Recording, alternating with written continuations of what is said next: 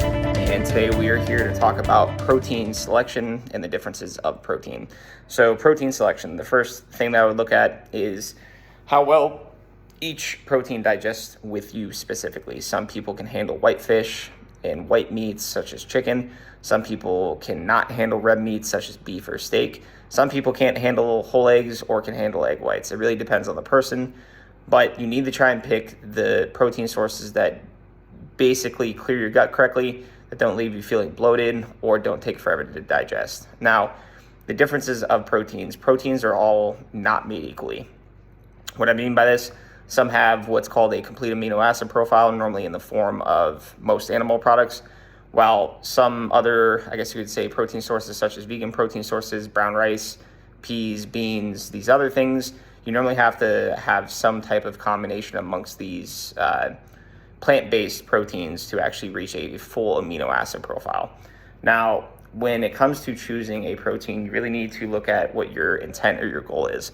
So if your intent is to lose weight, I would probably suggest something maybe a little bit lower when it comes to the calorie side of things, such as a tilapia or a chicken. Maybe try to avoid high fatty beef or something such as chicken thighs. Now, going over fat content briefly, most if not all animal forms of protein do come with some type of fat. This can, from what I've read, aid in digestion and also help you reduce the amount of bloating depending on the person. Some people I've heard do not respond well with egg whites for this reason and do show up negatively on some food sensitivity tests.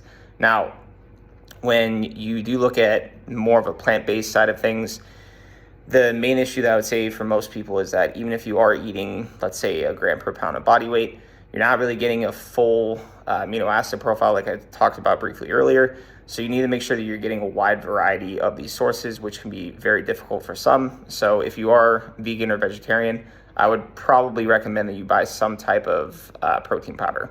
You can also do this if you're more of a plant-based protein eater, or animal-based protein eater, sorry. The next thing that we'll talk about briefly is also dietary cholesterol. So obviously most, if not all, animal-based proteins have some type of dietary cholesterol.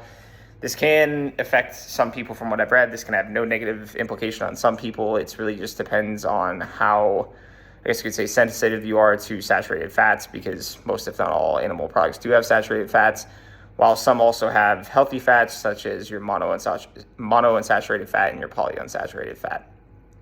The last thing that I'll say as well is the difference in micronutrients. Now, micronutrients such as your vitamin D, your vitamin B12, your folate, your iron, all these other things that are normally abundant in animal sources of protein are not always abundant in vegan or vegetarian forms of protein. So if you are vegan or vegetarian, make sure that you supplement correctly, because you are going to become deficient in vitamin B12.